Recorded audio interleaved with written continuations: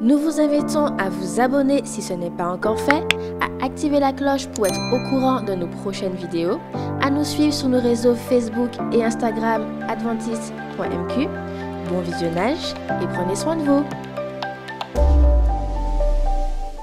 Bienvenue à tous, bienvenue à toi chers jeunes dans ce moment de réflexion que nous allons avoir autour de la Bible. Aujourd'hui, je vais te présenter une histoire biblique qui des fois fait débat ou vers lesquelles on se tourne aussi vers certaines questions.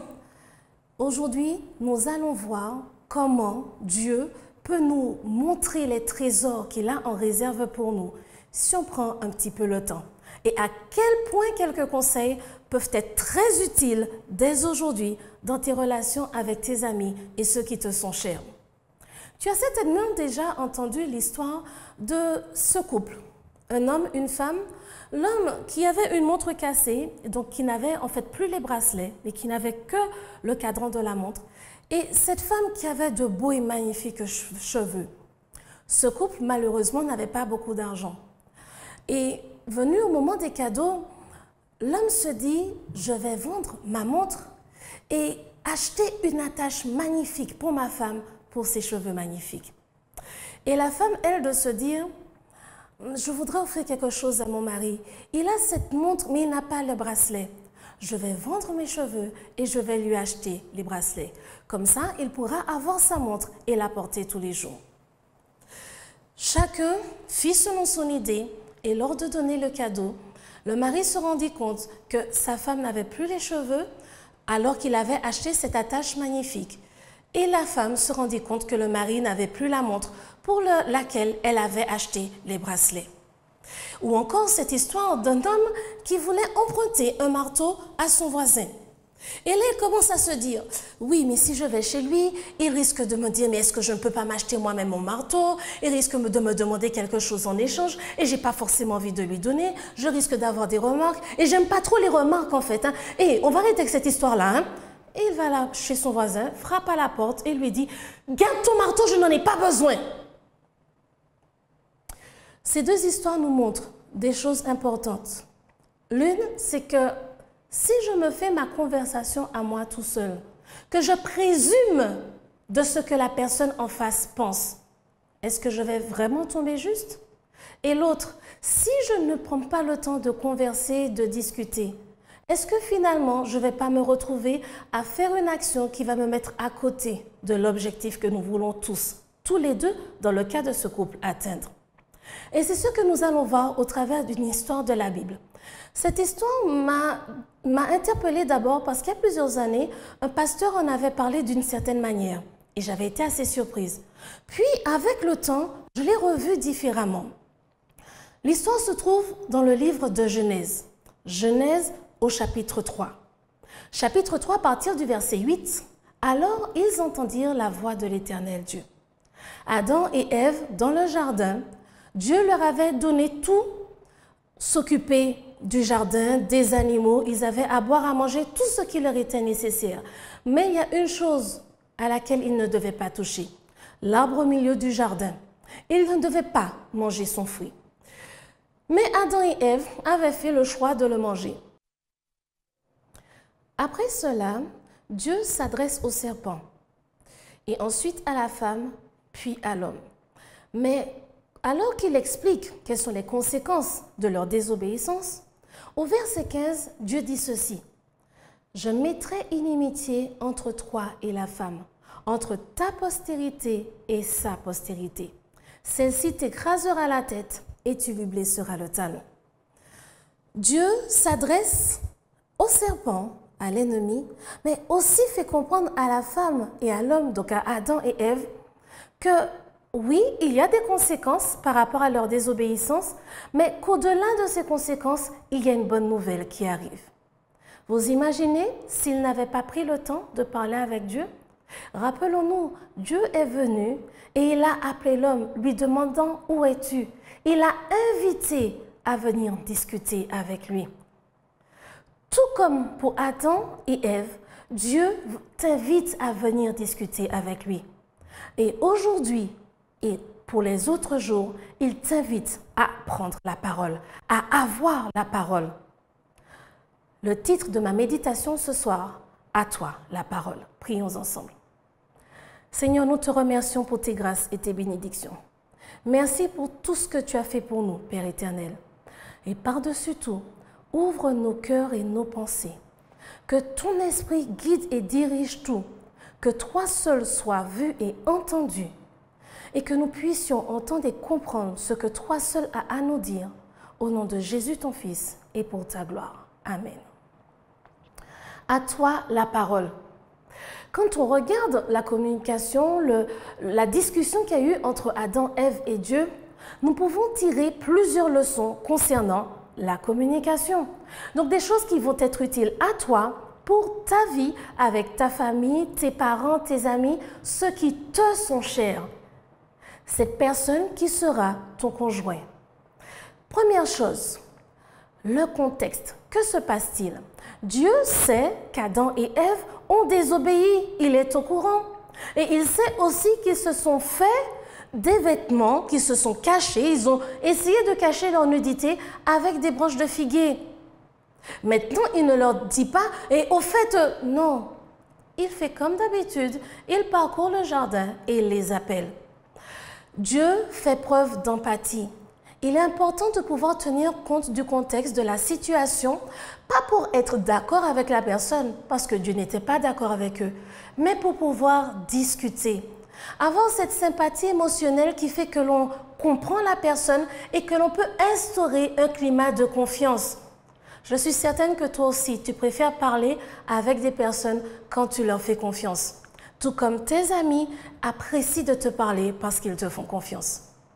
Dieu sait donc tout, il comprend le sentiment de crainte, de peur et il leur donne le temps afin qu'ils puissent surmonter cette peur et venir à lui. Il prend le temps de les appeler. Où es-tu? Quand Adam et Ève sont disponibles, alors Adam, quand ils sont prêts, Adam intervient. Il parle, il répond. La deuxième chose, ne pas envahir l'espace personnel. Aussi proche que tu l'es ou que tu souhaites l'être de quelqu'un, donne-lui l'espace et le temps de venir à toi et de te dire à quel point cette personne veut être proche de toi. Dieu aurait pu leur faire face directement, c'est Dieu. Il aurait pu simplement arriver devant eux et leur dire « Bon, on a un truc dont il faut que l'on discute. » Oh non! Il n'a pas envahi leur espace personnel, il leur donne le temps et l'espace, la distance dont ils ont besoin. Ensuite, regarde la personne avec qui tu parles. Toi aussi, quand tu parles à quelqu'un, tu te confies, tu n'as pas envie de voir la tête de la personne tourner bien loin alors que tu es là, en train d'essayer de discuter, de te confier, de t'ouvrir. Dieu, bien sûr, ce n'était pas tout à fait la même chose, tout comme aujourd'hui. On ne peut pas le voir physiquement là aujourd'hui. Dieu avait un autre genre d'interaction avec Adam et Ève. Ils entendaient sa voix et ainsi de suite. Nous, ça se passe différemment aujourd'hui. Toujours est-il, quand tu as besoin de discuter avec quelqu'un, quand tu as envie de parler à Dieu, tu as envie qu'il soit disponible. Tu as envie que tes amis, tes parents aient cette disponibilité, cette présence non seulement physique, mais aussi mentale. Parce que tu sais bien que l'on peut être présent et avoir sa tête bien ailleurs. Ça t'est déjà sans doute arrivé, tout comme à moi.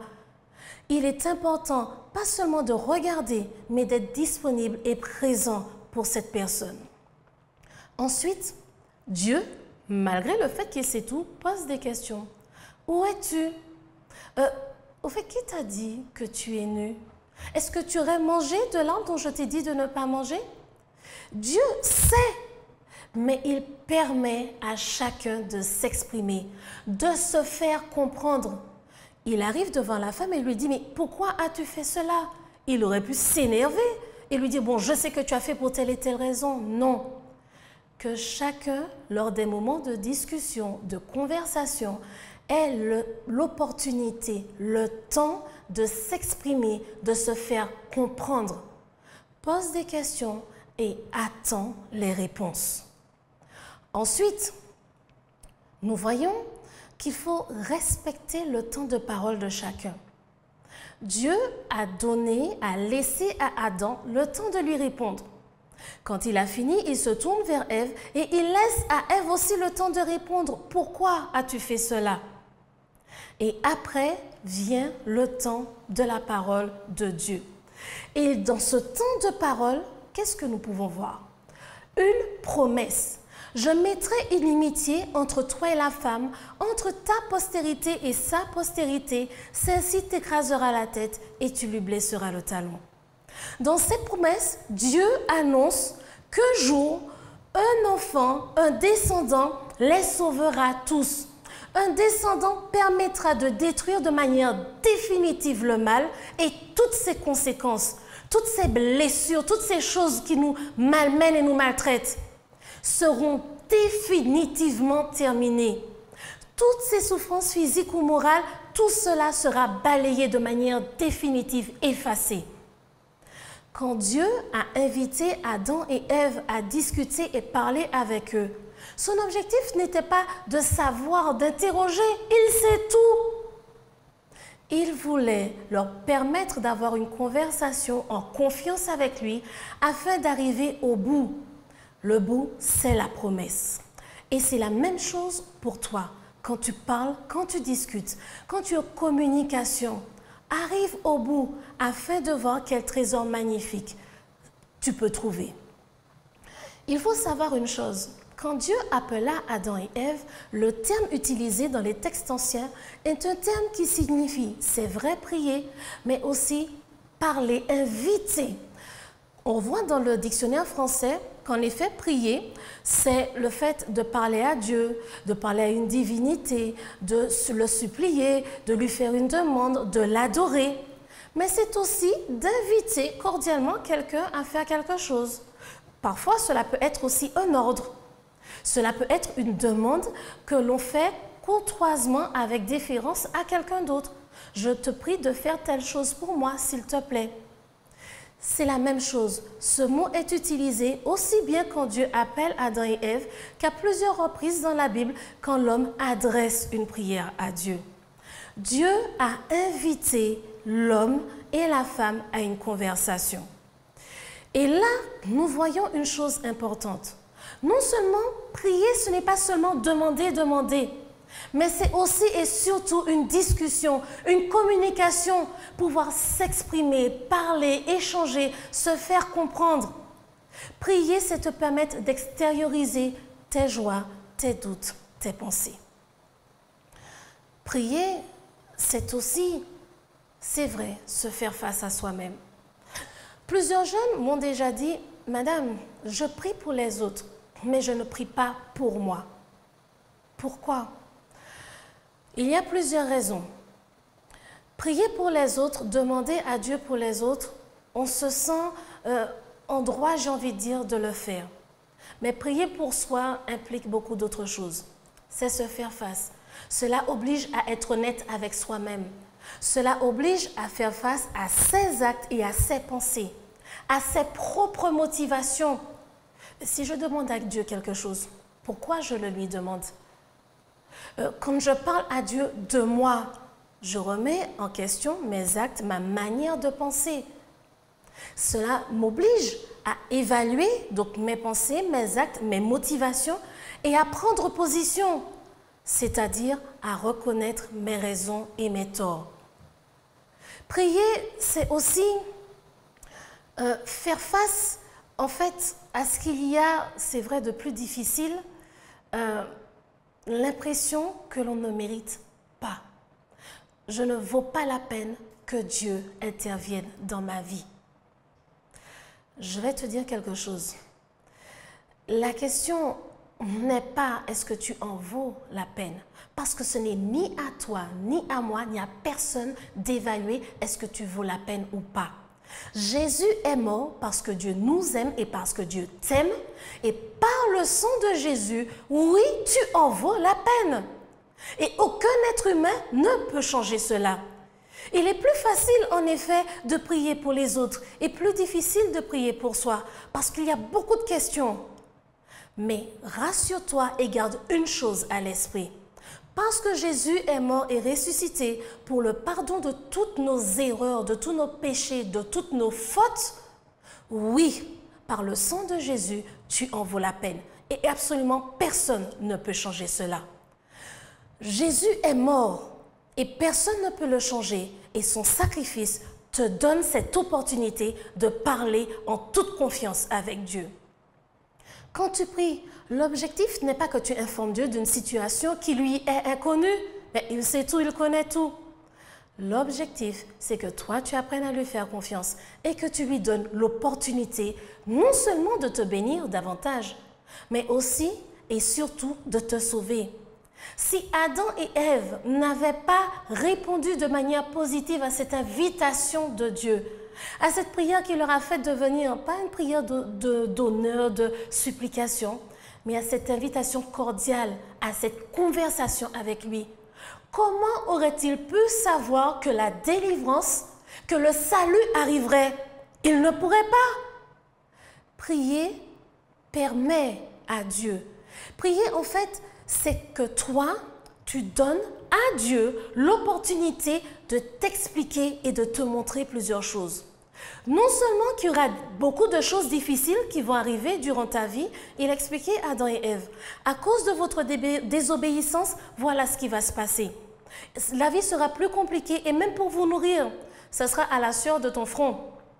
Mais avec cela, alors qu'il t'explique que la vie sera difficile, donc cela te permet de savoir que tu as quelqu'un qui s'inquiète pour toi et qui te prévient, qui te donne des avertissements, qui te dit mais attention à ça, attention à ça. Et en plus, par-dessus tout, cette personne te dit qu'elle a tout prévu pour que tu traverses tout cela en paix, avec force, courage et sagesse. Parce que lui va te donner la force, le courage et la sagesse dont tu as besoin. Si tu ne donnes pas à Dieu l'opportunité de te parler, quand pourra-t-il te montrer la solution dont tu as besoin? Quand pourra-t-il te donner le conseil qui t'évitera tant de problèmes? Quand pourra-t-il te dire et te montrer combien il t'aime? Maintenant, à toi la parole. Nous allons prendre 1 minute alors que tu entendras un fond musical. Et là, je vais te proposer quelque chose. Dans ton cœur, pendant 7 minutes, tu vas raconter à Dieu un événement important qui s'est produit dans ta vie. Un événement qui t'a donné de l'espoir, qui t'a rendu le sourire, une situation qui te semblait sans solution. Prends le temps juste de lui raconter et de partager cela avec lui. À toi la parole pendant 1 minute.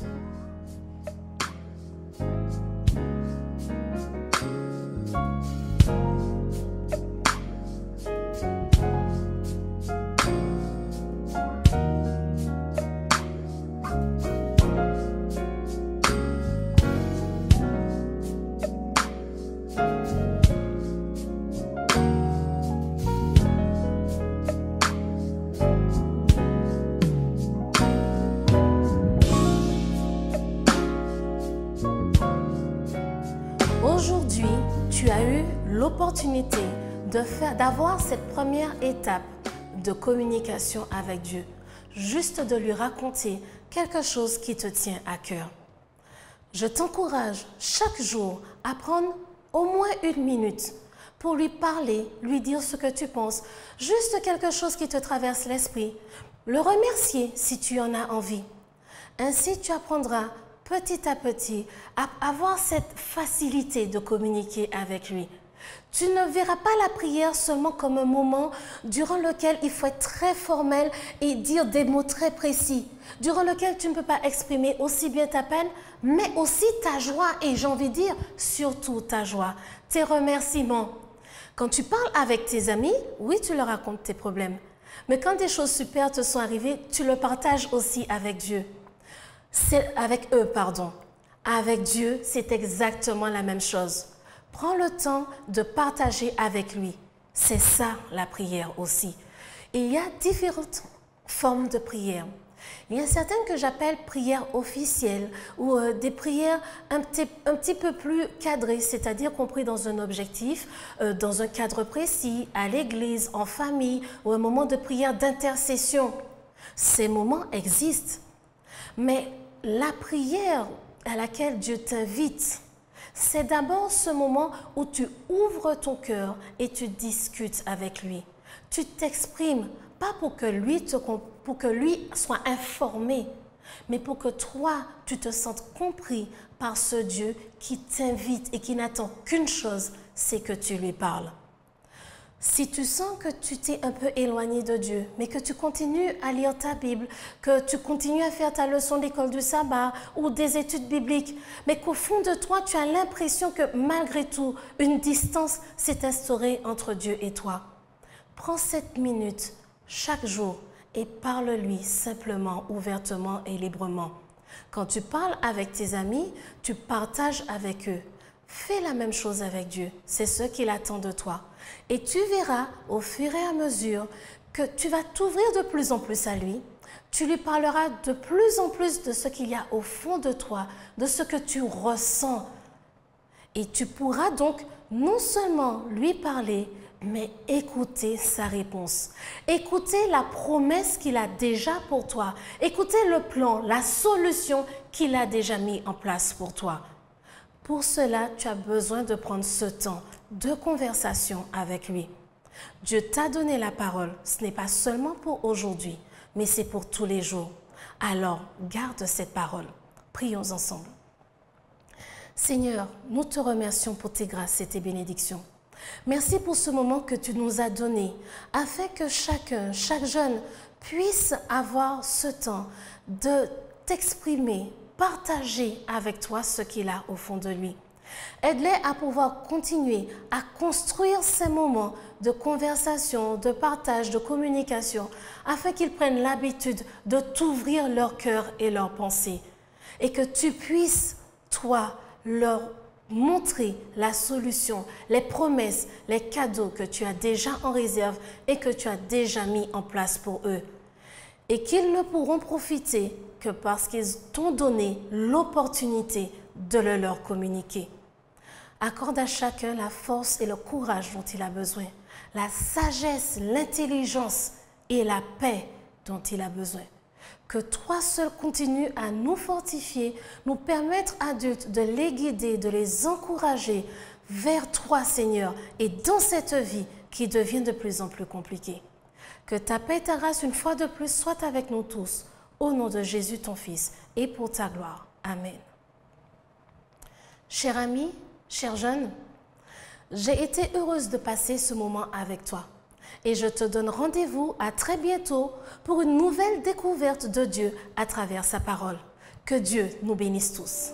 Nous vous invitons à vous abonner si ce n'est pas encore fait, à activer la cloche pour être au courant de nos prochaines vidéos, à nous suivre sur nos réseaux Facebook et Instagram adventiste.mq. Bon visionnage et prenez soin de vous.